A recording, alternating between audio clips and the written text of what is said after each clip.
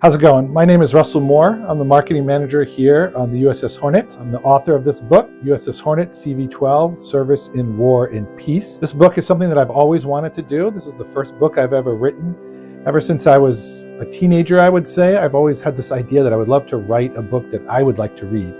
And it was around that same time that I got really interested in World War II history.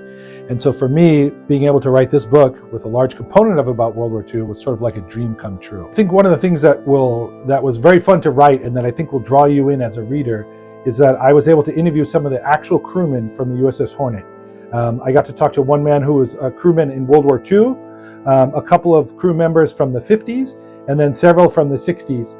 And their experiences, whether it was, what it was like during World War II, what it was like during sort of the Cold War, around the world cruise that the Hornet did, and then some of the Vietnam War experiences, and also the Apollo space program, which is a big part of our history.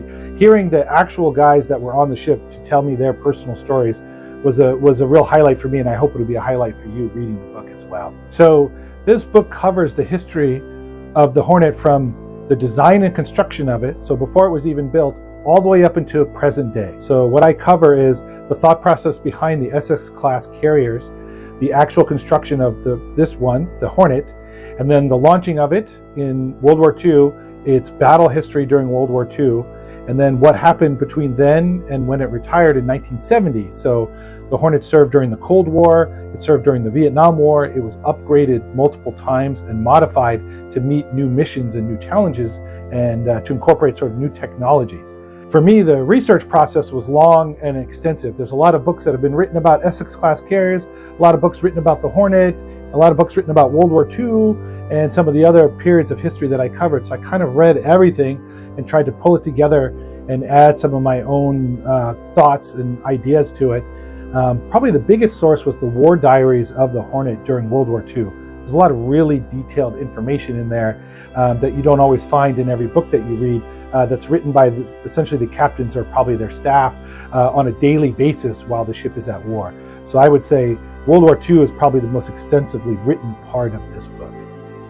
So I think that if you read this book and then you are like, I want to learn a little bit more about something that I read about, there's a lot in here in the book that I would hope would drive you to want to visit the ship. And there's two main things. First of all, our docents. So we have a lot of folks, a lot of veterans, a lot of people that have been around for a long time that can tell you their personal stories in even more depth than I was able to put into the book. So if you're interested in some part of the history that you read in the book and you want to learn more, then come here and ask our docents and you'll find out more.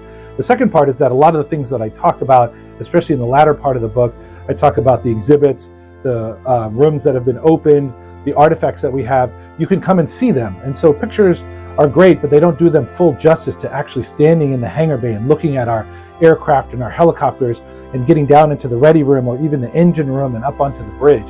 And so I would hope that you would read this book and get inspired to want to come and visit and learn more about all the things that I talk about in the book.